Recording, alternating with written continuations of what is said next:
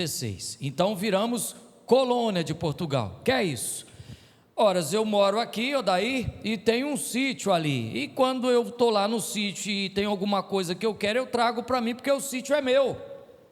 Era assim. O Brasil era de Portugal, e o sistema que definia tudo que acontecia na colônia, no sítio, era quem era dono do sítio, da colônia, que era a coroa portuguesa, a família real portuguesa, os portugueses, enfim. E durante muito tempo nós fomos colônias, colonizados, pertencíamos, tudo que aqui existia de riqueza, de política, de sociedade, era decidido por Portugal. E aí, em 1889, desculpa, isso aí é a segunda parte, há 200 anos atrás, até o nosso hino fala, né, que ouvimos o imperador à margem de um rio que se chama Ipiranga, as margens plácidas, calmas, bonitas. O hino canta, isso conta a nossa história, um brado, independência ou morte. Ali termina o sistema colônia, a colonização, e passa-se a viver o período do império. Então, a partir daquele momento, alguém imperava, Dona Asmarina. As leis, as ordens não vinham mais de fora. Aquilo que tinha de riqueza aqui passa a pertencer aqui. E Portugal saqueou as nossas histórias, as nossas riquezas, hein? Quem vai em Portugal, né, Marluz? Tu já esteve lá? É interessante quando tu vai nos palácios, nos lugares, diz: isso é madeira brasileira, isso é do Brasil, e aquelas coisas que foram tiradas das colônias de diversos lugares, não foi só o Brasil, que era colônia portuguesa, né? E você vive isso lá. O fato é que a colônia chegou ao fim e o imperador falou: olha, estamos livres da coroa agora e somos donos da nossa própria história e definição. E começa o período de império, aquele que impera, que manda, que governa, o imperador, sem consultar nada, sem consultar ninguém. É meio que uma ditadura, na verdade, né? Uma autocracia, um poder próprio só de si. E então passamos esse período. E aí a história vai nos contar do 15 de novembro, hoje é 7 de setembro. O que tem 15 de novembro? É feriado, a proclamação da República, 1889, inclusive chama-se de golpe republicano ou golpe militar, que na verdade foi o fim do império. Éramos colônia, passamos a império e agora começa o período republicano. A pergunta é: desde 1889, muitas gerações passaram por aqui, e eu acho que muitos dos que já passaram também não saberiam responder isso. Tu sabe o que é um projeto, um sistema republicano? O que é que implica isso? Que influência tem isso na tua vida? Seja sincero aí contigo, você vive isso o tempo todo. Ninguém é apolítico. Você pode ser apartidário, não pertencer a partido nenhum, mas do momento que você vai ao comércio, que você tem uma moradia, que você exerce os seus direitos, você tem até um cadastro de pessoa física, isso tudo é política. Direitos e deveres, isso tudo é política. A igreja vive política, nós, cidadãos, vivemos política, e o nosso sistema político é republicano.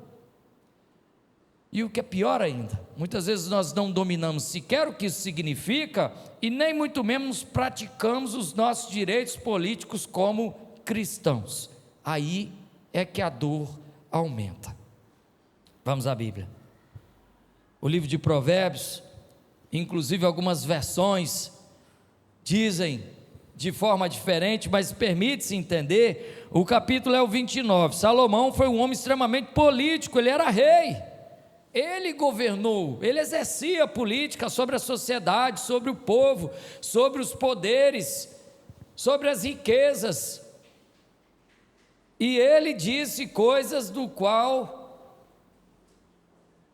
muito importa saber. E no capítulo 29, versículo 2, vocês conhecem bem isso daqui, mas talvez numa outra tradução, que eu não sei onde é que está, não é a minha Bíblia, mas permite-se entender. Diz assim: quando se multiplicam justos, talvez a tradução aí, que você conheça, as pessoas falam, mas quando o justo governa. Você já ouviu isso? Então, na versão que é mais conhecida, quando o justo governa, o que acontece? o povo se alegra. E quando não é o justo, é o ímpio, o que acontece? O povo, aí as versões, né? Padece, chora, sofre, e aqui vai dizer outra coisa, suspira. Então vamos ler aqui, como é que está na nossa versão. Quando se multiplicam os justos, o povo se alegra. Quando, porém, domina o perverso, o que é suspirar nessa hora? Esse suspiro aqui não é de cansado de uma corrida, de alguém que pedalou de manhã cedo, 48 minutos sem parar, senhor Jonas. O senhor gosta de pedalar, eu sei, o senhor anda muito de bicicleta por aí, tem hora que o senhor cansa e dá um suspiro. Esse suspiro, Rodrigo Quadros, é mesmo de quem? Meu Deus, está pesado. Nossa, que dor, tenha misericórdia, meu Pai. É um suspiro de lamento, porque estamos vivendo debaixo da mão de um mal, de um perverso. E o que é que isso tem a ver com o sistema republicano? Então vamos lá, queridos. Olhe bem, o sistema republicano, se você for buscar aí a história e saber o que significa isso, ele diz respeito de que o povo é consultado para eleger pessoas que vão representar o povo. Então, nós escolhemos alguém, a Manu, olha aqui pessoal, a Manu então agora é alguém que está colocando o seu nome para representar os interesses daqueles a quem ela representa. E se ela foi escolhida predominantemente entre os que também se colocaram à disposição, por uma questão de democracia, em que é a vontade absoluta do povo, da maioria, é isso? Então ela é levantada como uma liderança. E o sistema republicano, ele faz essa consulta de tempo em tempo. Então o que ele faz? O sistema republicano escolhe alguém do povo para um período de tempo representar os interesses do povo. Então esse representante deveria fazer aquilo que é bom para o povo. No nosso caso, de 4 em 4 anos, nós vamos às urnas. Na verdade, de 2 em 2, porque a nossa eleição, ela não é unificada, municipal, estadual, federal. Esse ano, aliás, daqui a menos de 30 dias, né, a eleição é dia 2 de outubro, hoje é dia 7, nós vamos às urnas para poder escolher os nossos representantes estaduais e nacionais, federal, e daqui a 2 anos para escolher os representantes municipais. Já até falou-se de congregar, né? Vamos escolher todo mundo junto. Não, mas espera aí, talvez seja muito para o povo, eles vão confundir, escolher muita gente num dia só. Então separou-se. Por esse e outros motivos, nós temos eleições a cada 2 anos, mas o período de representação é de 4 anos. Um prefeito, um vereador municipal entram e ficam aqui 4 anos. Um deputado estadual e um governador é eleito para 4 anos. E os deputados federais, os senadores e o governo federal, o presidente da República, ele também fica por 4 anos. Esse é o sistema republicano. Agora olha o texto. Quando se multiplicam os justos, e eu acabei de te dizer assim, o sistema republicano escolhe democraticamente, ou seja, pela maioria. E quando a gente fala de multiplicar, nós estamos dizendo, estão aumentando, e podem vir a ser a maioria. E se a democracia interessa a escolha da maioria, então, quando se multiplicam os justos, possivelmente é dentre os justos que serão levantadas pessoas para governarem. Aí o povo se alegra, porque ele é justo. E essa questão de justiça não é alguém que é politicamente correto apenas. Nós estamos falando, tia Marlene, de alguém que diante de Deus é justo, que tem um coração quebrantado, que pratica aquilo que importa diante de Deus, colocando a sua mão de obra em favor do povo, o seu conhecimento, o seu trabalho. Até por isso, para muitos, é considerado até mesmo a sua vocação, um chamado para fazer aquilo ali diante de Deus, em favor ao povo. Tem sido assim? A parte A do versículo? Aqui no Brasil?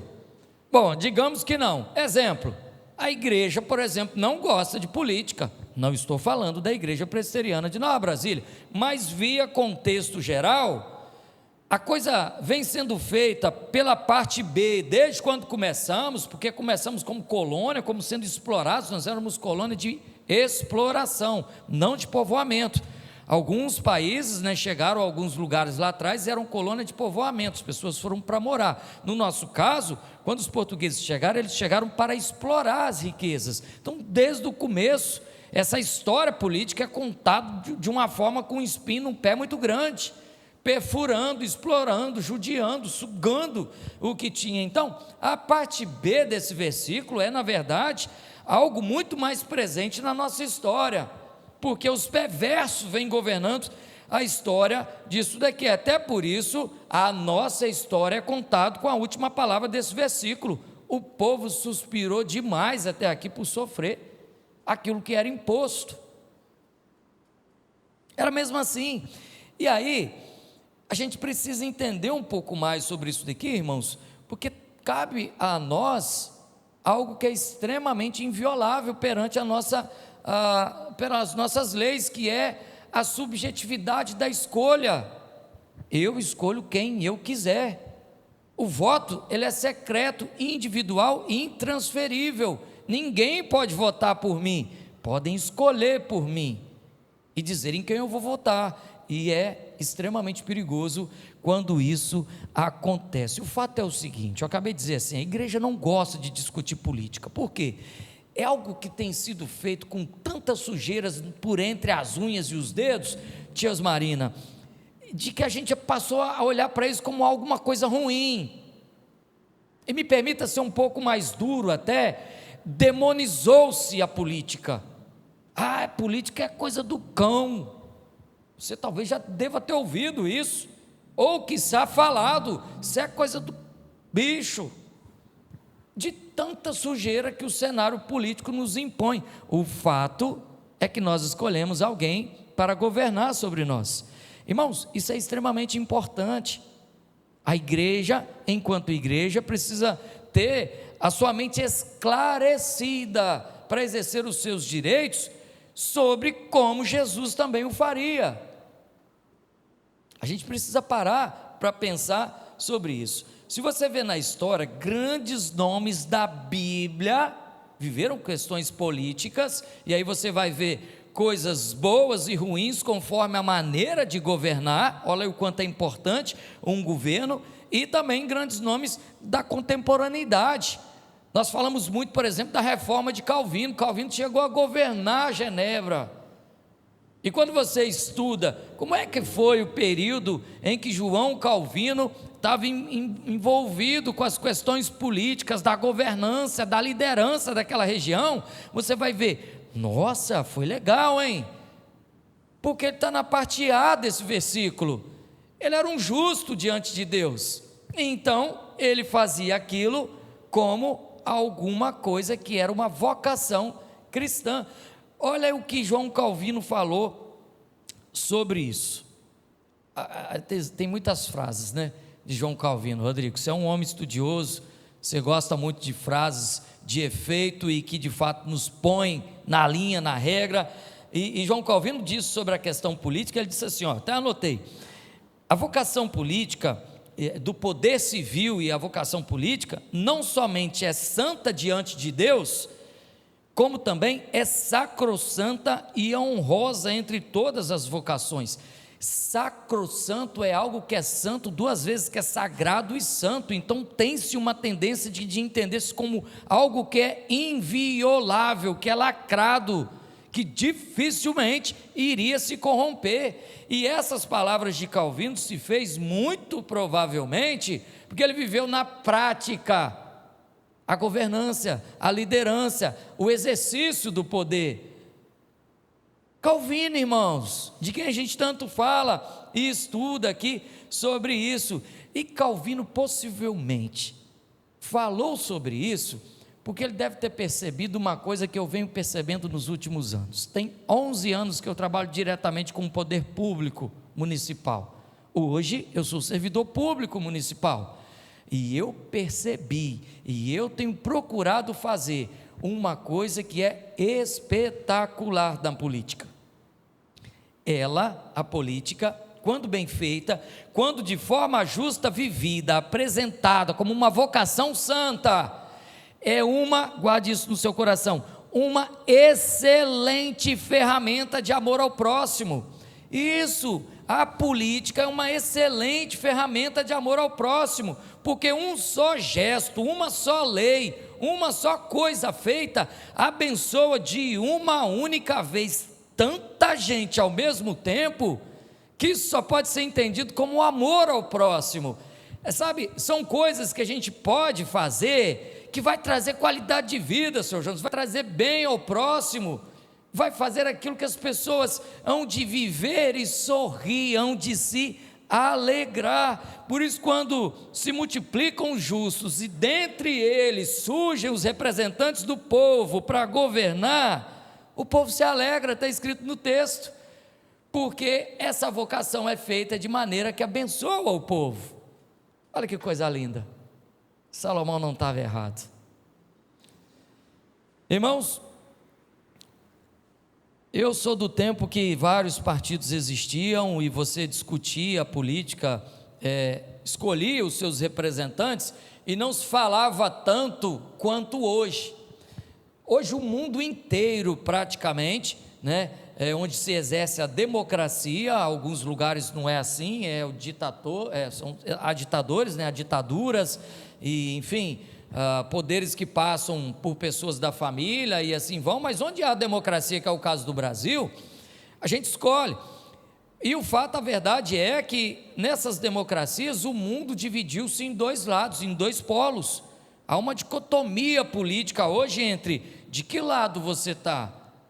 E aí nós não vamos aqui falar sobre escolher alguém, quem votar, não é nada disso, mas nós temos que estar atento às formatações que as coisas tomaram hoje, porque dividiu-se, embora há vários partidos, eles se juntam todos de um lado, chamou-se de direita e o outro de esquerda, e aí dizem de respeito de alguns que estão no meio do muro, centro, tal do centrão, que na verdade fica esperando para ver para de que lado vai decidir, mas a coisa é polarizada, e a gente precisa preocupar-se com isso. Olha bem, por que isso? Porque um lado defende uma coisa que é totalmente completa à outra, e o que nós estamos vivendo aqui hoje, nada mais é do que um cumprimento cíclico da política. A esquerda esteve no poder no nosso país recentemente, agora é a direita, e daqui a pouco, mais de 25 dias, nós vamos lá para dizer se é a direita que continua ou se é a esquerda que volta, e isso é cíclico.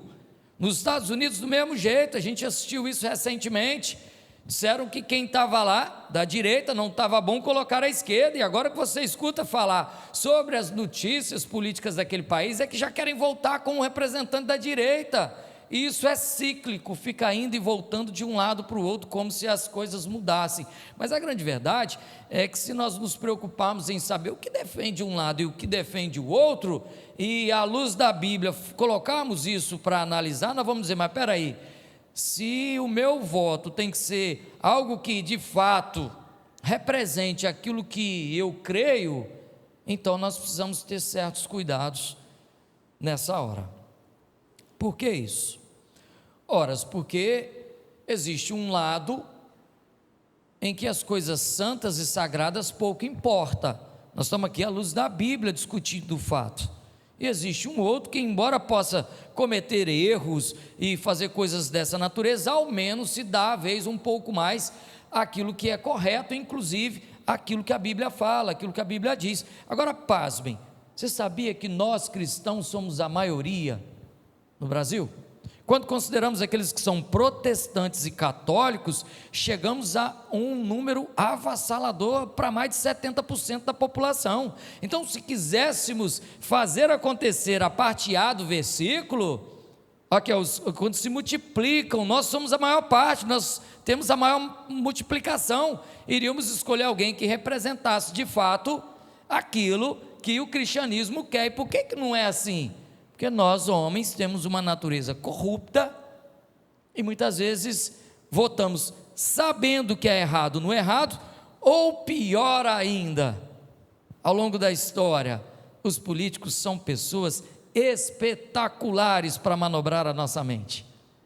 E tudo que a gente precisa para eles se darem bem é não saber de política, não se interessar por política, porque isso eu não discuto. Na hora de votar, eu posso votar em quem está deste ou daquele lado, que não tem problema.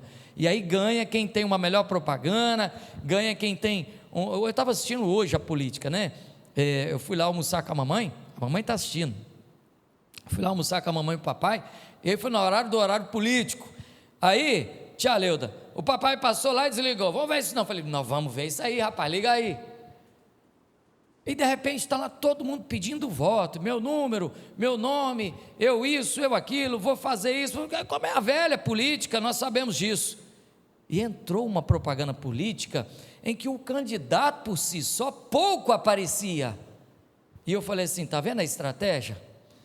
É um tipo de pessoa que sabe fazer a dominação da mente, seu Jonas, que vai nos ganhar pela apelação daquilo que ele está mostrando, que era o sucesso de alguém numa melhoria da qualidade de vida.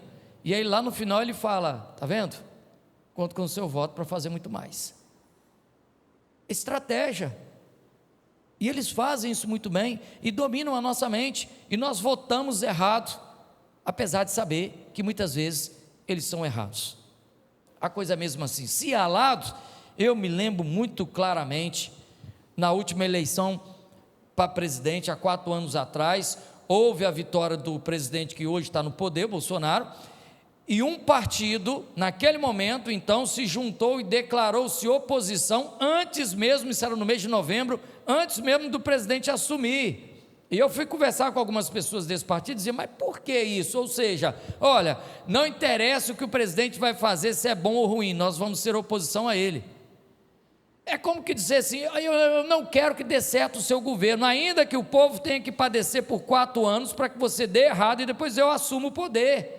É essa que é a intenção da oposição muitas vezes, porque o que importa para a oposição não interessa se é da direita ou da esquerda, porque se é a esquerda, a oposição vai ser a direita, se é a direita, a oposição é a esquerda. Muitas vezes o que importa para quem está fazendo a oposição é o poder, não é o país, a cidade ou o município dar certo, é o poder, é a fome, é a sede de poder, e com ele na mão faz-se aquilo que se quer. Meu irmão, isso é tão forte, que a nossa Constituição fala assim, o Estado é laico. O que é a laicidade? O que é essa coisa do Estado ser laico? Essa expressão diz respeito a não pertencer nem a isto e nem aquilo. O Estado não pode religiosamente fazer frente para um lado e nem para o outro, como sendo uma escolha. O Estado não pode interferir nisso.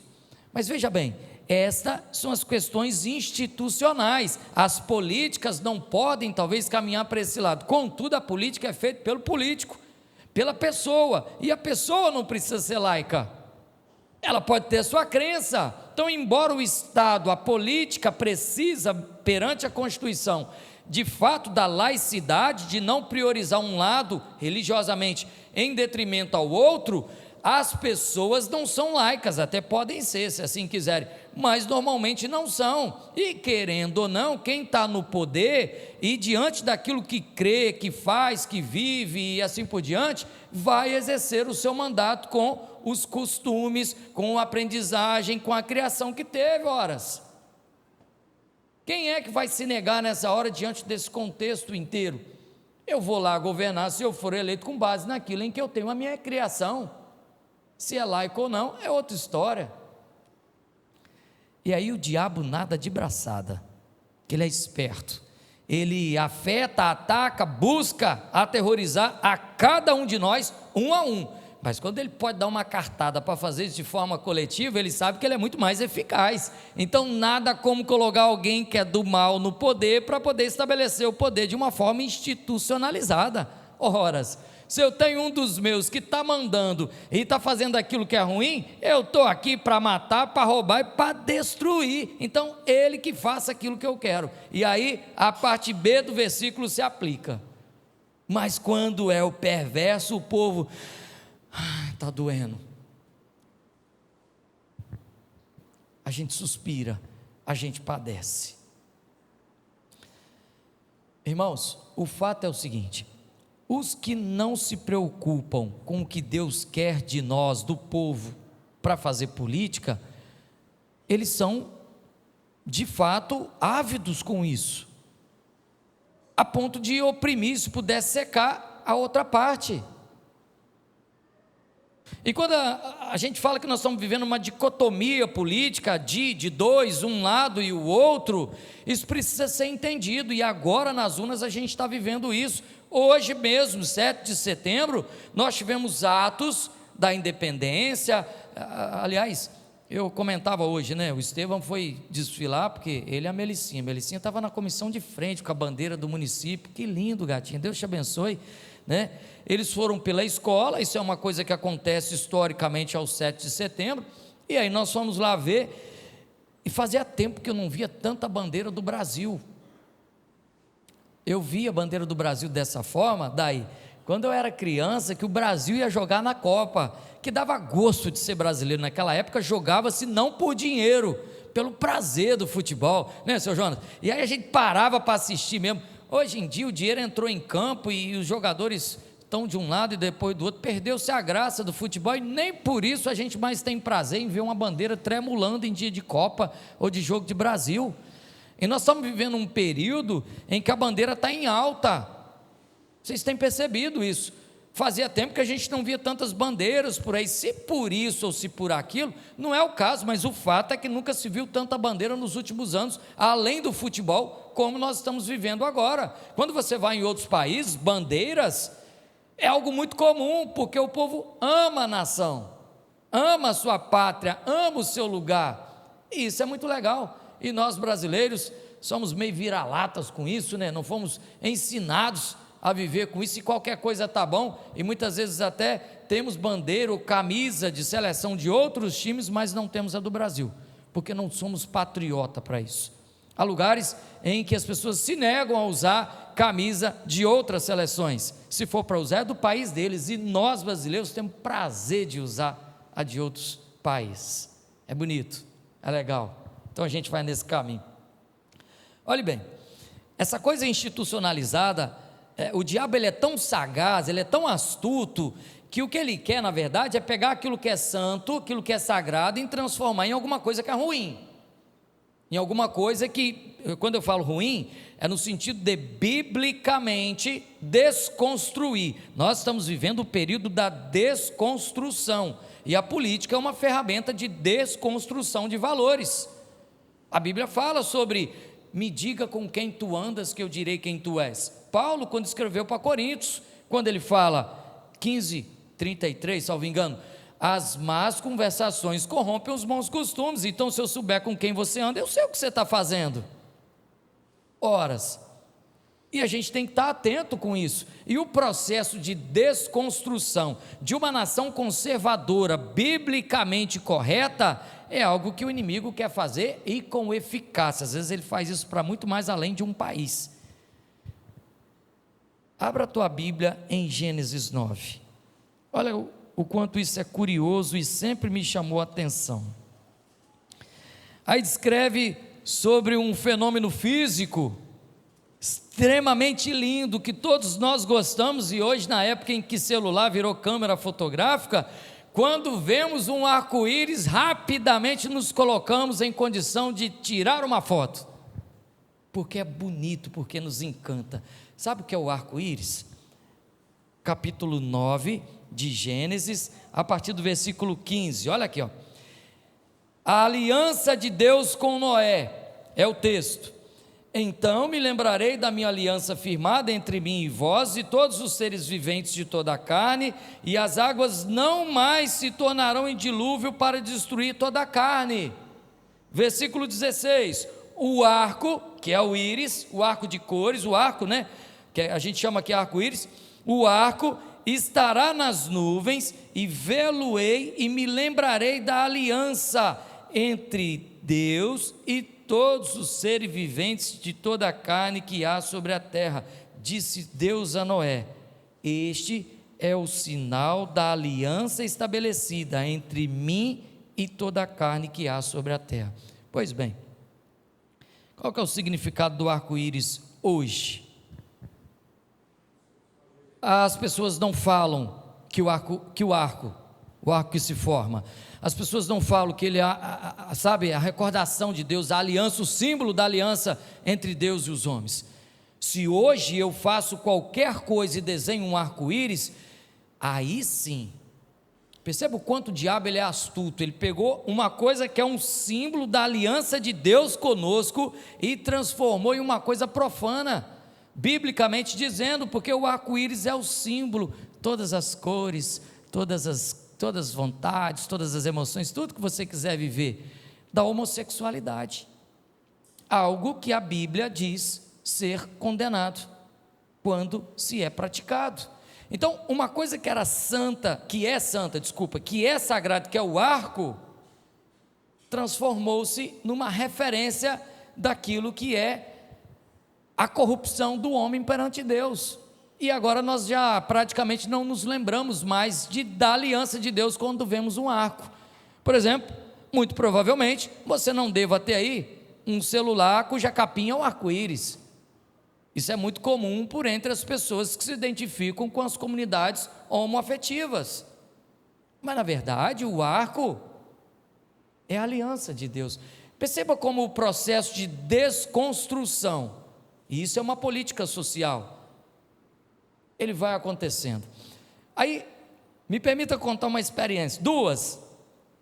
Eu, viajando pelo Brasil afora com um chapéu na cabeça, existem umas aberturas que elas são feitas com cerimoniais, a gente chama, que tem umas indumentárias, túneis, luzes, cores, enfim, e tem uma que é uma bandeira grandona que se coloca assim na frente dos bretes, com lâmpadas ao fundo, que aí quando você apaga as luminárias em volta, só fica aquelas lâmpadas debaixo da bandeira, e a bandeira do Brasil aparece em altíssimo tom, fica lindo.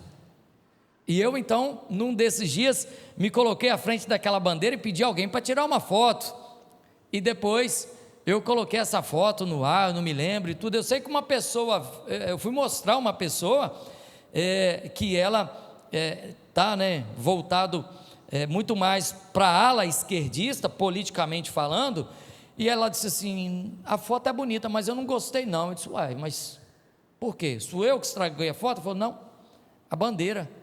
Mas a bandeira?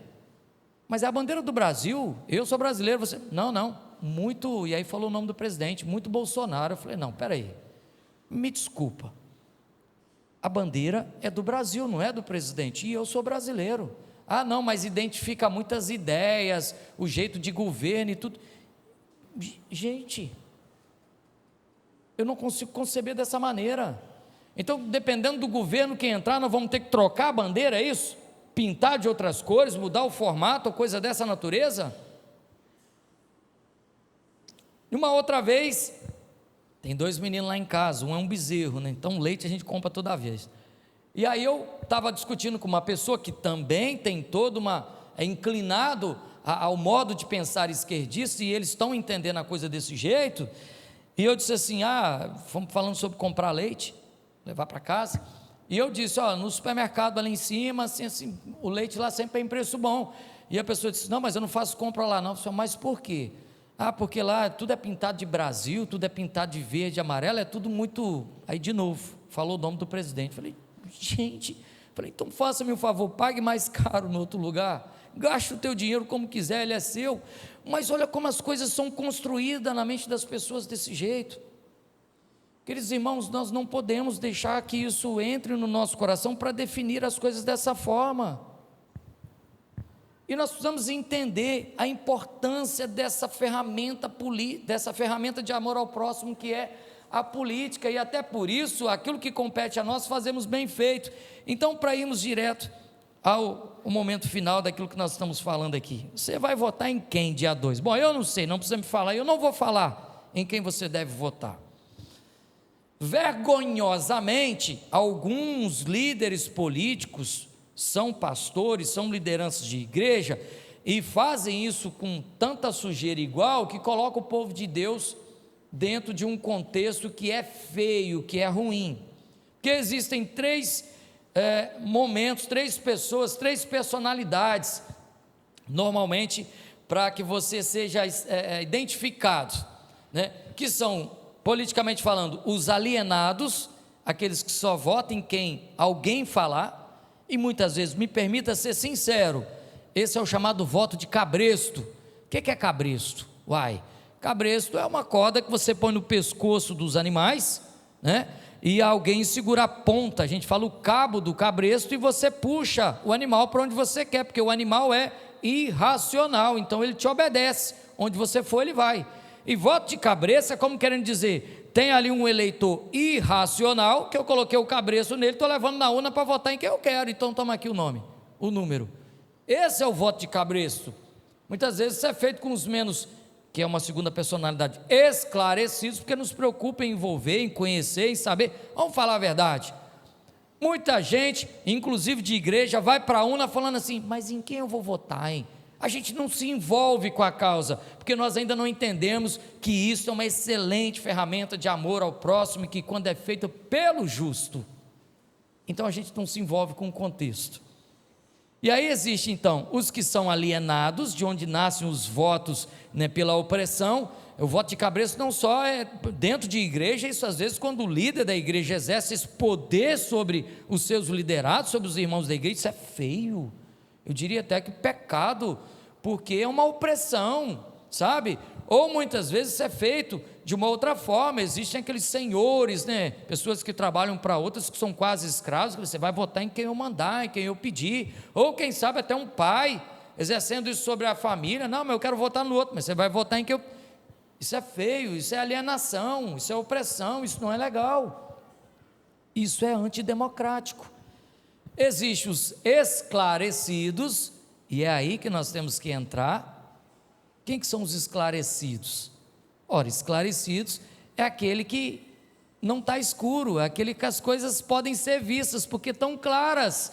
Ah, tá, então quer dizer que se eu votar nesse vai ter esse problema, e se eu votar nesse eu vou ter essa consequência. Está claro em quem eu tenho que votar. Isso me fez lembrar a última eleição há 4 anos mais uma vez. Eu discutia com um amigo sobre votação, e ele me falou o voto dos senadores que da última eleição foram 2, eu disse assim, e ele cristão, você tem certeza do seu voto? Ele disse, tem, eu vou, porque isso, porque aquilo. Eu falei, cara, procura saber melhor sobre em quem você vai votar, talvez você vai se arrepender e coisas desse tipo.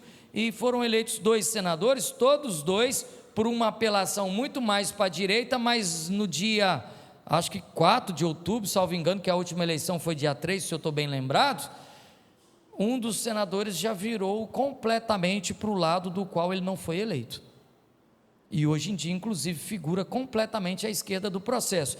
E na manhã seguinte da eleição, quando eleito, que apareceu no jornal quem de fato era, e eu guardei aquela capa, porque eu sabia que eu iria encontrá-lo na segunda-feira, eu levei e disse assim, olha em quem você votou. Rapaz, mas eu não sabia. Eu disse, mas eu disse para você procurar, esclarecer a mente. Querido, se nós não nos envolvemos, nós vamos votar em qualquer um mesmo, inclusive em quem não nos representa. Sabe por quê? Eu votei no Zé da esquina, que mora perto da minha casa, e ele é um Zé Mané que só, e eu votei nele assim, mas é porque eu conheço. Isso não é significado, talvez, eu votei por dó, tem dó de ti, se esse não for justo. Eu votei porque é da minha família, mas se é da tua família e tu sabe quem é, ainda assim você votou, se não é boa gente. Eu votei porque alguém pediu. Irmãos, não se contentem com isso, sobretudo nos dias de hoje, que está fácil esclarecer. Os candidatos, quase todos, na sua maioria, têm redes sociais, e por mais que você não tenha, chegue para alguém e diga, procure aí sobre o nome Manuela Batista de Jesus, que é a Manu, né Manu? E aí você vai ver tudo da Manu, e fala, então estava ali, fez isso, olha aqui, com o que mexe, com o que se envolve, o que faz. As pessoas políticas são públicas, e não é difícil encontrar notícias sobre ela.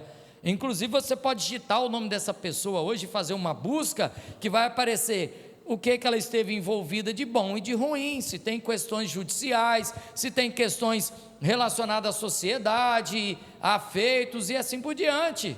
Está fácil esclarecer, que seria uma segunda personalidade. E a terceira, que são os engajados. não são alienados, têm a mente clara e até por isso, por serem esclarecidos politicamente, sentir uma inclinação de desenvolver isso, no caso se for cristão, como uma vocação, aí elas se engajam, colocam o nome ou trabalham em favor da política. Você já viu que alguns candidatos hoje já se apresentam falando, sou cristão, pai de família, casado, isso, aquilo. Muitos de olho no voto da igreja, que às vezes é fiel a isso. Alguns de fato nos representam, outros não. Nós não podemos votar só porque é cristão, meus irmãos. Ainda hoje, papai, na hora que a gente desligou a televisão, ele falou sobre, eu me lembro quando... Daí nós tivemos aqui o caso, você vai se lembrar, um monte de vereadores foi cassado e um deles era pastor, cassado por corrupção. Então crente vota em crente? Vota se quiser. Há pessoas por aí que são de boa índole, não necessariamente são crentes, mas tem boa índole. O que você precisa é buscar saber sobre como é a vida de fato dessa pessoa, esclarecer-se sobre isso. Tem sempre alguém em quem você pode perguntar sobre essa questão. Então veja bem, queridos, nós temos que escolher alguém para votar, porque a lei nos obriga. Isso para mim é antidemocrático. Democracia é aquilo que você faz sem nenhum tipo de opressão, né? E lá em Portugal, onde a Marluce morou, você vai votar se você quiser no dia da eleição. Então o candidato lá, ele tem 2 compromissos. Além dele te convencer em votar nele, ele tem que te convencer a ir à urna, porque você até pode falar, tá bom, eu voto em você, mas isso se eu for votar, porque ele não é obrigado.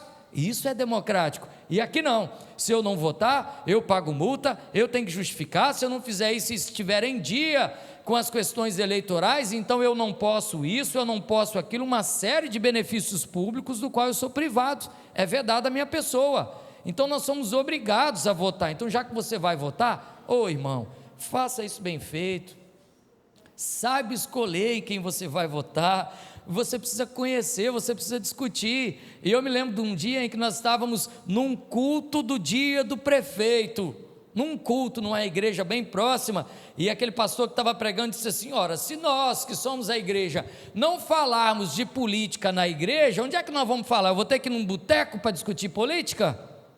Não é lá o meu meio de convivência, a minha área de convivência. Se eu não discutir isso entre os irmãos, se eu não discutir isso com a família, se eu não discutir isso com os meus vizinhos, seja como for, o que não pode é o púlpito da igreja virar um palanque político. Aí é óbvio que isso não pode existir. Nós não temos que ser apolíticos, isso não existe. Todos nós podemos e temos que ser talvez apartidários. Mas o fato é que a igreja não discute, nós temos que escolher, não discute para esclarecer, não vamos escolher isso bem, precisamos ter esse cuidado, tá? E aí, na hora de decidir por quem, meus queridos irmãos, considere o que Deus colocou na sua mente para que você decida sobre isso. Está aqui, quando se multiplicam os justos, escolha alguém que é justo para multiplicar-se nesse meio. Você pode até se decepcionar com alguém que lá na frente vai andar fora do caminho para o qual dizia que iria. Nós temos uma bancada evangélica, municipal, estadual, federal, e muitas vezes essa bancada negocia com o erro, se não ela toda, que é mais difícil, pelo menos alguns dos seus, porque se corrompem, a corrupção é da natureza do homem, até por isso muitos deles, eu me lembro quando o presidente, o líder, melhor dizendo, o líder da bancada evangélica no Congresso, que era um deputado federal, foi preso por corrupção. Que vergonha para o evangelho, não é daqui do estado?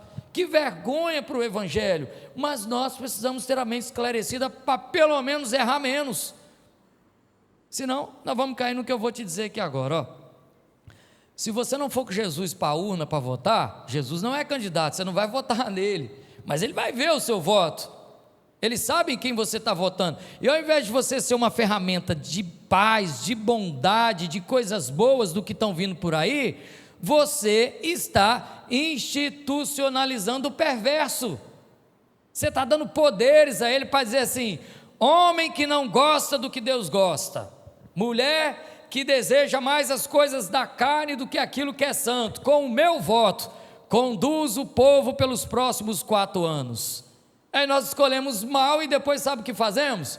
Vamos orar, irmãos, porque aí eu tenho que orar por uma escolha errada que eu fiz, porque eu não quis me envolver. Aí, irmãos, isso beira a hipocrisia se não for. Eu estou escolhendo errado e depois eu quero reclamar. Aí, está vendo? Como é que eu vou entender isso, se não como você que escolheu o que está sobre ti? Não pode ser dessa maneira. Então, o pastor disse lá outro dia, né? Não pense você que Jesus não vai contigo para a urna. Se você é cristão de fato, exerça a sua cidadania como Jesus a exerceria. Jesus esteve sobre nós, ele falou, paga imposto a quem é devido. Imposto é uma coisa totalmente política, a gente sabe disso. Olha como ele próprio se envolveu com a causa. E aí vamos lá, né? Estou lembrando aqui de Romanos, desculpa, João foi que escreveu. Paulo, desculpa. Paulo foi quem escreveu, mas olha lá o que Romanos fala. Romanos 9.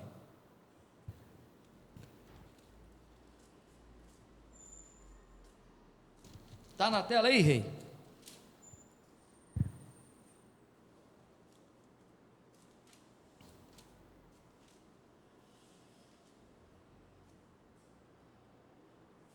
Eu anotei. Estou errando o texto, mas quando fala sobre as autoridades são instituídas por Deus, me ajuda aí, daí, onde é que está esse texto?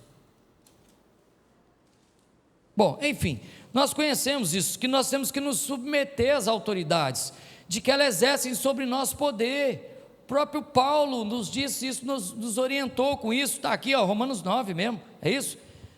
Não, acho que não é não, querida, você colocou aí, mas eu estou confundindo o texto, perdão.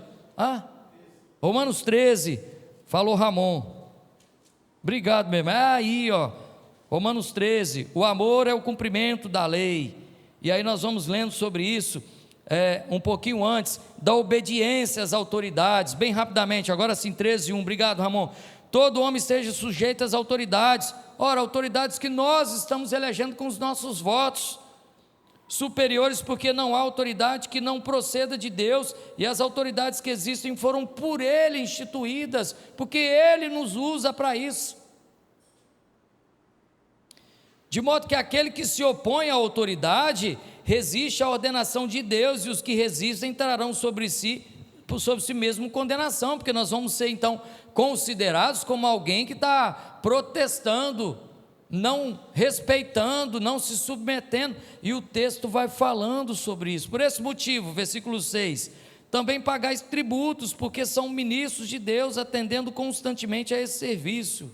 Pagai todos os que lhe é devido, a quem tributo, tributo, a quem imposto, imposto, a quem respeito, e uma vez eleito, nós devemos ter esse respeito, então daremos a eles respeito. Então, queridos, nós precisamos nos envolver um pouco mais sobre essa questão, porque se deixarmos o mal ser institucionalizado, ou seja, assumir o poder com o nosso voto, ou pela ausência do nosso voto, porque eu posso votar em branco, né?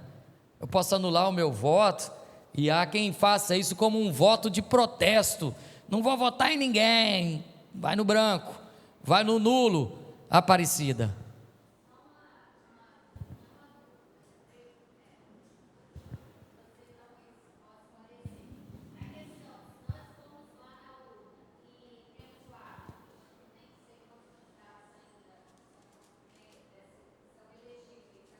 São 5, deputado estadual, governador, senador, deputado federal e presidente, é um de cada, não podemos votar.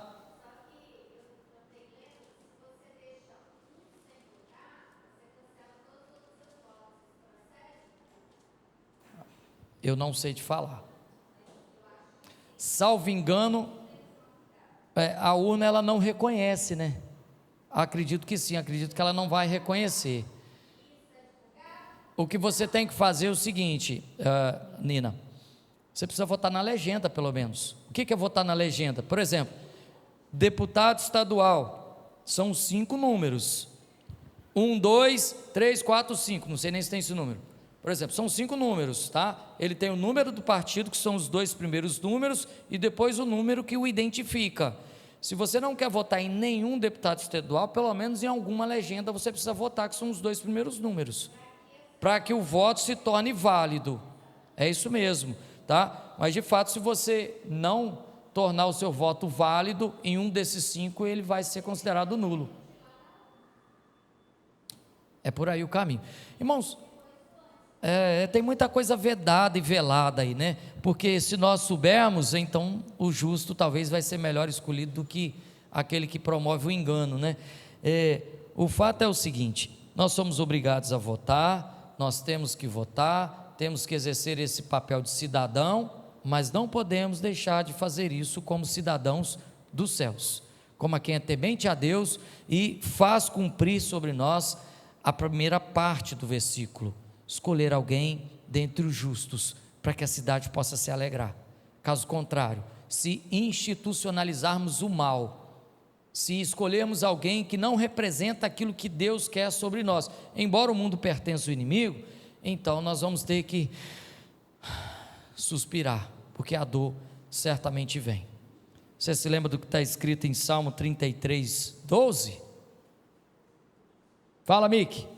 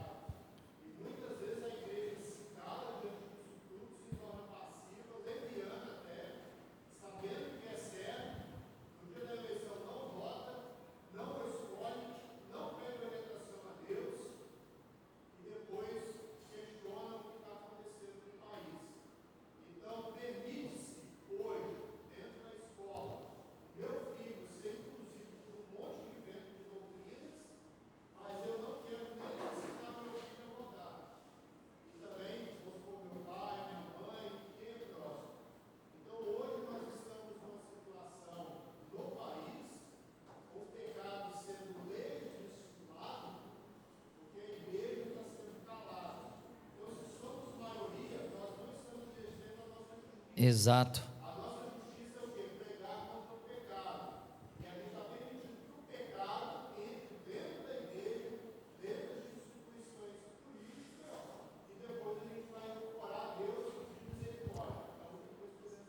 Mickey, não sei se todos que estão em casa estão entendendo, mas Miqueias está falando sobre, já que não está microfonada a voz dele, sobre o quanto nós, e foi o que aconteceu com Israel, padece, suspira, quando escolhe errado e se rebela contra Deus nessa hora, né?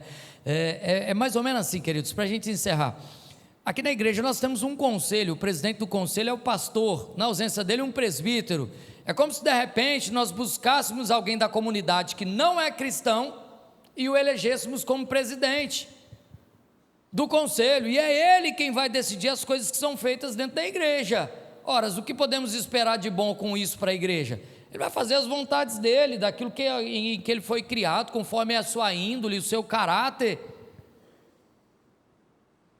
É isso que nós estamos fazendo, escolhendo alguém errado e esperando que nos conduza de maneira correta, de maneira certa.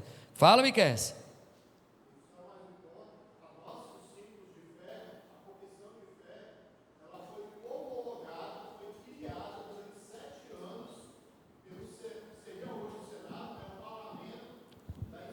Exato.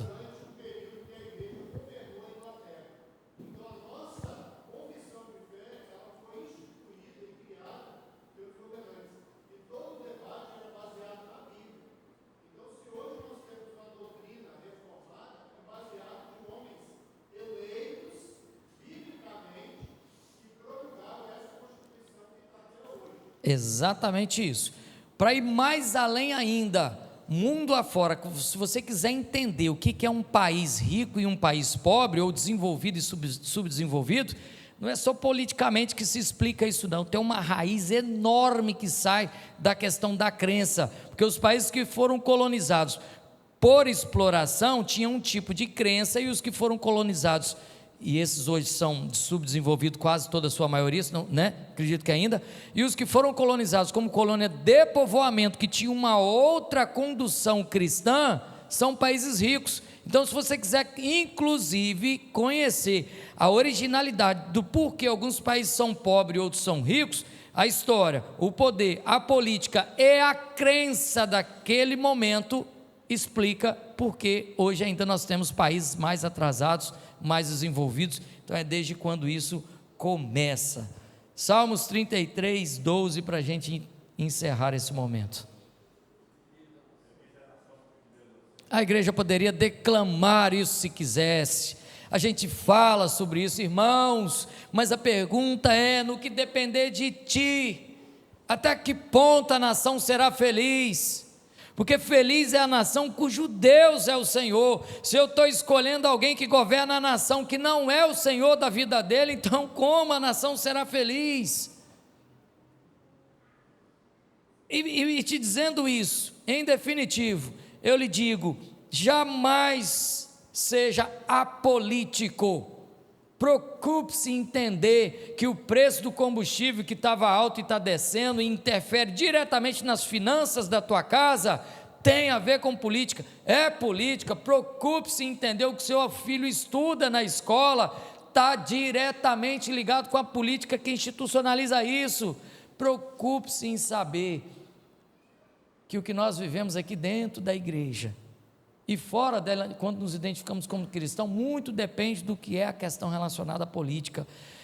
E aí você está com essa coisa no coração, talvez, de que a política é coisa do demônio. Ele gosta quando você pensa isso, que aí você não se preocupa com ela, faz de qualquer jeito, e ao longo do tempo ele vem institucionalizando o mal no poder, através daqueles que são perversos. Parte B do versículo que foi a nossa base. Então o povo suspira, o povo padece, o povo chora, o povo sofre.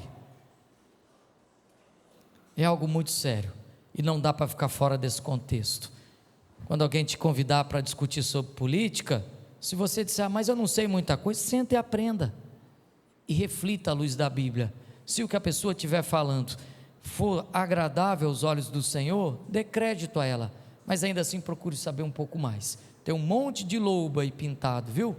Tem um monte de gente aí pintado, viu? Isso é preciso ter cuidado.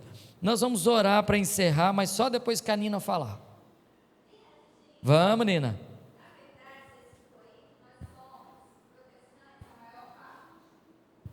Somos cristãos, entre católicos e protestantes, chegamos aí a mais, eu não sei agora em que número está isso. Aliás, nós estamos passando por um censo demográfico, né?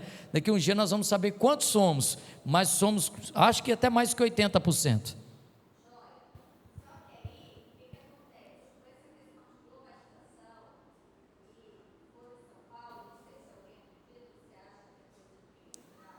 O Foro de São Paulo,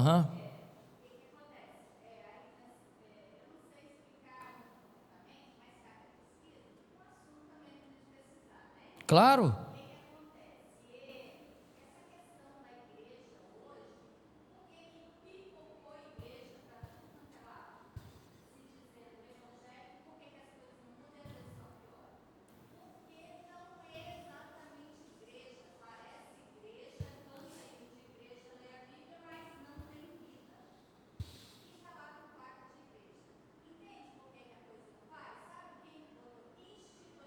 Institucionalizou.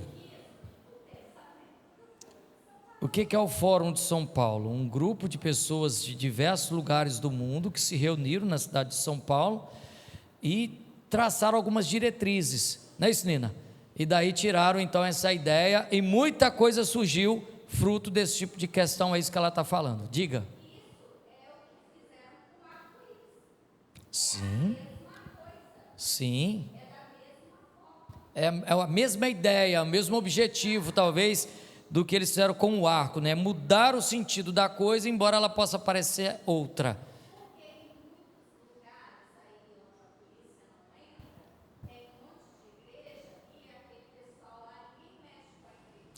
Então é assim, Nina, se nós cristãos fizéssemos de fato a diferença na sociedade, a coisa não era feita dessa forma. Para isso, precisa ser genuíno, autêntico, legítimo diante de Deus, e não somente frequentar uma igreja cuja placa diz que ela é evangélica, né?